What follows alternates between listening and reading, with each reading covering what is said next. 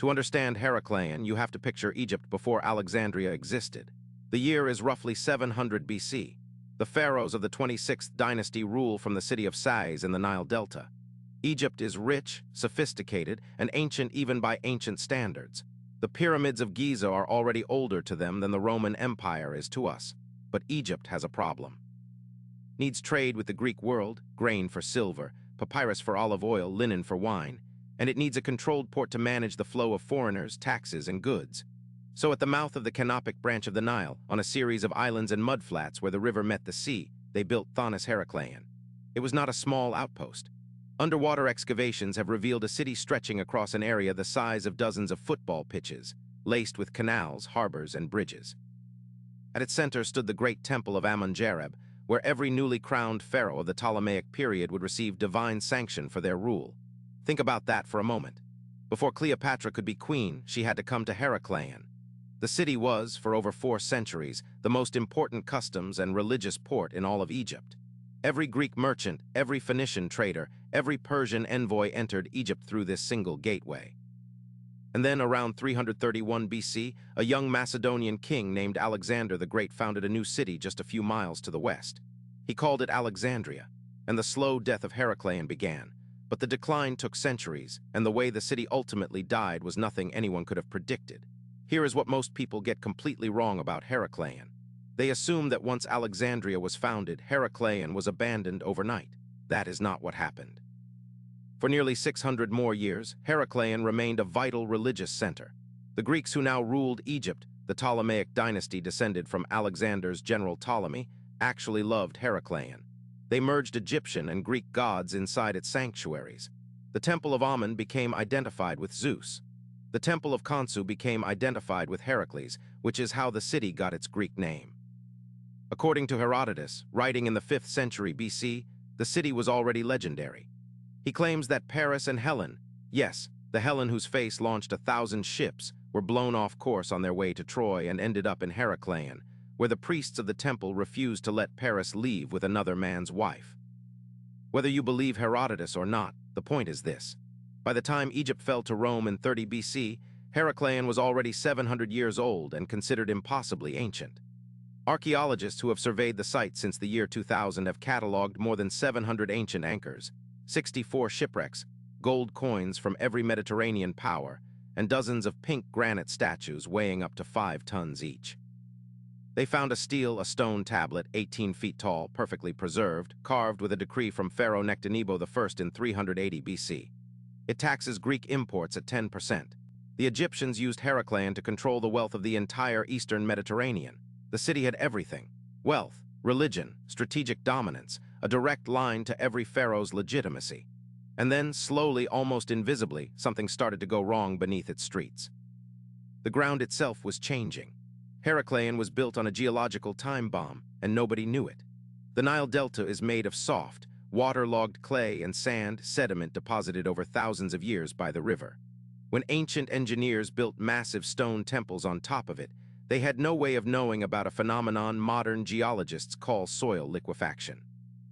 Under the right conditions, usually a strong earthquake combined with heavy structures pressing down on water-saturated soil, the ground beneath suddenly behaves like a liquid. The solid earth turns to quicksand in seconds. Heavy buildings sink. Whole districts can disappear in a single afternoon. Sometime in the 2nd century BC, the first disaster struck. Geological evidence shows a massive event, likely an earthquake followed by a tsunami in the eastern Mediterranean, caused parts of Heraclean to subside. But people stayed. They rebuilt. Then came the slow killer. Sea levels in the Mediterranean were rising. The land in the delta was sinking. Together, the city was losing about 5 millimeters of elevation every year. It does not sound like much, but over 400 years, that adds up to 2 full meters. By the 2nd century AD, water was lapping at the temple steps. By the 6th century, half the city was a swamp. And then finally, sometime in the 8th century AD, a second catastrophic event, most researchers believe another earthquake combined with a particularly destructive Nile flood, triggered the final collapse. The remaining structures liquefied into the seabed. Within a generation, the city was gone. By the year 1000, even the local fishermen had forgotten there had ever been a city there. The name Heraclean survived only in a handful of ancient Greek texts. Herodotus, Strabo, Diodorus Siculus, and for the next 1,000 years historians assumed it was either myth or that the city had simply been a poetic name for Canopus, a different ruined port nearby. They were wrong. They were spectacularly wrong. And the proof was sitting in 30 feet of muddy water, just 6 miles off the Egyptian coast, waiting. In 1933, a British Royal Air Force pilot named Wing Commander Cull spotted strange ruins beneath the surface of Aboukir Bay during a low flyover. He reported the sighting, but nobody followed up. For decades, the site sat undisturbed. Then in 1992, a French underwater archaeologist named Frank Gaudio began a systematic sonar survey of the entire bay. It took 8 more years. In 2000, his team finally hit it. Colossal statues, temple columns, gold artifacts, perfectly preserved papyrus inscriptions. He had found Thonis Heracleion. The discovery rewrote history. The very first artifact pulled from the seabed answered a 2,500-year-old debate. Ancient Greek writers had referred to the city as Heracleion. Ancient Egyptian writers had referred to a port called Thonis. Were they the same place or 2 different cities? Gaudio's team raised a stele inscribed in both Greek and ancient Egyptian. It declared in unambiguous text that Thonis and Heracleion were 2 names for the same city. A debate that had lasted since the time of Cleopatra was settled by a single stone tablet. And here is the answer to the question I asked you to hold on to earlier. Why did the Egyptians cover up the name? They did not exactly.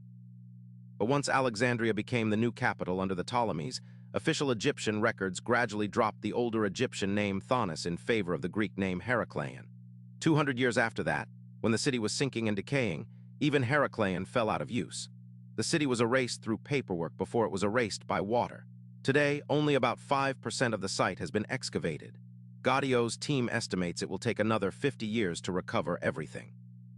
They have found things historians did not even know existed: ceremonial barges used in Egyptian religious processions, perfectly preserved bronze instruments, a fleet of warships scuttled to block the harbor.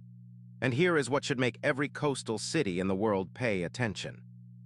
The same geological processes that destroyed Heracleion, subsidence, sea level rise, soil liquefaction during earthquakes, are happening right now under cities like New Orleans, Jakarta, Venice, and parts of the Egyptian coast itself. Alexandria, the city that replaced Heracleion, is sinking at about 3 millimeters per year. By the year 2100, parts of modern Alexandria are projected to be underwater. The story of Heracleion is not just history. It is a preview. CTA 1213 Min, if this is the kind of forgotten history that you wish more people knew about, take 3 seconds and hit subscribe. This channel exists for exactly one reason: to dig up the stories that almost slipped through the cracks of history forever.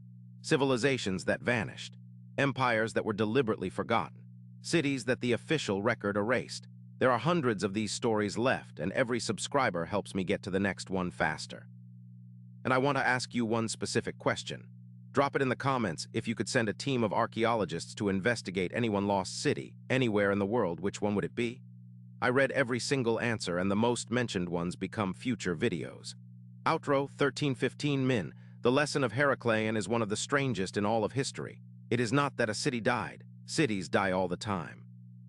It is that a city of this scale, a religious capital that crowned pharaohs, a port that controlled Mediterranean trade, a place mentioned by Herodotus himself, could be completely forgotten. Not destroyed by an enemy, not buried under conquest, just slowly, quietly removed from the human story by water and silt and the simple passage of time. It tells us something uncomfortable. That the things we think of as permanent, our capitals, our monuments, our records, are only as permanent as the ground beneath them. Heracleion did not vanish because it was unimportant. It vanished because the ground itself betrayed it, and it raises a question worth sitting with. How many other cities, how many other civilizations are still down there, beneath the silt of forgotten rivers, beneath the rising tides, waiting for someone with the right equipment and the right patience to find them again? Next week, I'm releasing a deep dive on another submerged civilization that may be even older than Heracleion. The legend of Dwarka, the underwater city off the coast of India, where Hindu tradition places the kingdom of Krishna himself. If the story of Heracleion just rewired the way you think about lost cities, the Dwarka video is going to break it open completely. The link is on screen now. 00. The city historians thought was a myth. 00. 45. The Egypt before Alexandria existed. 03. 00. Helen of Troy and the Great Temple. 06. 00. The geological time bomb beneath the city. 09. 00 How Frank Gaudio rediscovered Thonis Heraclean 12. 00 What this means for coastal cities today 13. 00 The lesson Heraclean left behind ancient history lost civilization Heraclean. Underwater archaeology, Egyptian history.